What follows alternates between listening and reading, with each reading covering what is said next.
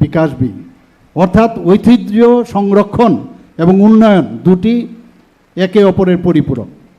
এই ভাবনার মূল লক্ষ্য হলো দেশের যে প্রাচীন যে ধর্মীয় ও সাংস্কৃতিক যে ঐতিহ্য সেটাকে সংরক্ষণ রাখা, পাশাপাশি তার মডার্নাইজেশন করা, উন্নত পর্যটন ব্যবস্থা, ডিজিটাল সংরক্ষণ, বৈশ্বিক সাংস্কৃতিক সংযোগ, এইগুলো যদি আমরা রাখি তাহলে ঐতিহ্যকে যে নতুন যে জেনারেশন আমাদের কাছে থাকবে, নতুন প্রজন্মের কাছে আরও শক্তিশালীভাবে সেটা তুলে ধরা। গত এক দশকে এই দর্শনকে, এই যে ফিলোসফি, সেটাকে মাথায় রেখে দেশের বহু ঐতিহাসিক যে তীর্থস্থান ও মন্দিরের পুনরুজ্জীবন, আধুনিকরণ, একটা অভূতপূর্ব যে কর্মযোগ্য মাননীয় প্রধানমন্ত্রীজির যে চিন্তাভাবনায় সেটা হয়েছে। আমরা যদি অযোধ্যার ভগবান শ্রীরাম জন্মভূমির যে নির্মিত মহামন্বিত রাম মন্দিরের কথা বলি, সেখানে কিন্তু আমরা সেটা দেখতে পাই। কাশী বিশ্বনাথ করিডোর প্রকল্প, সেখানেও দেখা গেছে যে প্রাচীন মন্দির সেটাকে আধুনিক সুযোগ সুবিধা গড়ে তোলার কারণে কোটি কোটি ভক্ত সেখানে আজকে সহজভাবে যাচ্ছেন, সুশৃঙ্খলভাবে যাওয়ার ব্যবস্থা সেখানে হয়েছে। উজ্জয়িনী মহাকাল লোক প্রকল্প, কেদারনাথ ধাম ও সমগ্র চারধাম যে অঞ্চল, সেখানেও যে নতুনভাবে তার যে ইনফ্রাস্ট্রাকচার উন্নয়ন করা হয়েছে। গুজরাটের ঐতিহাসিক যে সোমনাথ মন্দিরের উন্নয়ন, মা কামাখ্যা মন্দিরের আধুনিক পরিকাঠামো নির্মাণ, বুদ্ধিস্ট সার্কিট উন্নয়ন, এইগুলোই কিন্তু যে উদ্যোগ, সেখানকার আধ্যাত্মিক ও সাংস্কৃতিক ঐতিহ্যকে মাননীয় প্রধানমন্ত্রীজি একটা নতুন উচ্চতায় পৌঁছে দিয়েছেন। আমাদের ত্রিপুরার কথাও যদি বলি, সেখানেও কিন্তু আমরা এই যে জাতীয় যে অভিযাত্রা, সেটারও কিন্তু আমরা পার্ট অ্যান্ড পার্সেল। আজকে বিশেষভাবে উল্লেখ করতে চাই যে নবকলেবরে নির্মিত 51 শক্তিপীঠ যে উদয়পুরে সে ত্রিপুরা সুন্দরী মন্দির, মাননীয় প্রধানমন্ত্রীজি নতুন কলেবরে আমরা সেটা নতুন আঙ্গিনায় আমরা সেটা তৈরি করেছি। সেখানে মাননীয় প্রধানমন্ত্রীজি এসে সেটা ইনোগ্রেশন করেছেন, আপনারা সবাই জানেন।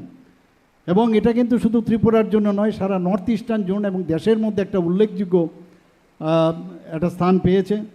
আপনারা জানেন যে এশিয়ান ডেভেলপমেন্ট থেকে আমরা সাহায্য নিয়েছি, তাতে করে এই চতুর্দশ দেবতা মন্দির এবং কমলাসাগরের যে কসবেশ্বরী মন্দির, সেখানে পর্যটন পরিকাঠামো আমরা সেটাকে ইনফ্রাস্ট্রাকচার আরও সুন্দরভাবে ডেভেলপ করার কাজ চলছে সেখানে।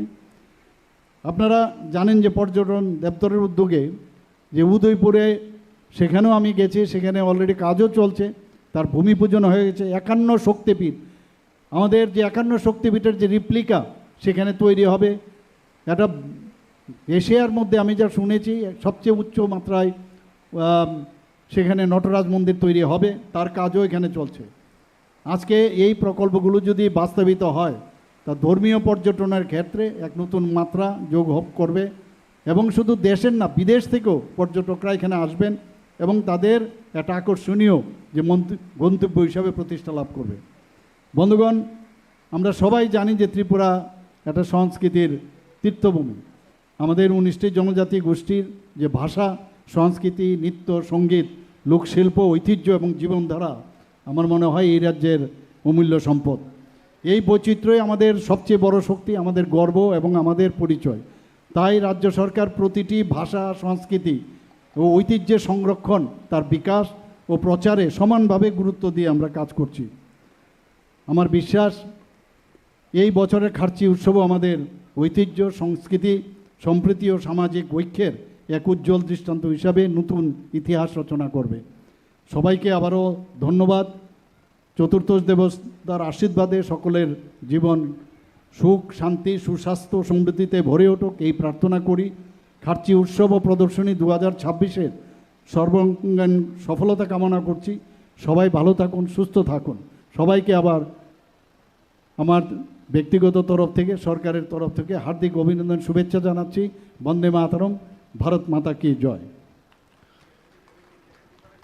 বেলাই বেলাই কে হাম্বাই চিনি তিনিনি খার্চি তের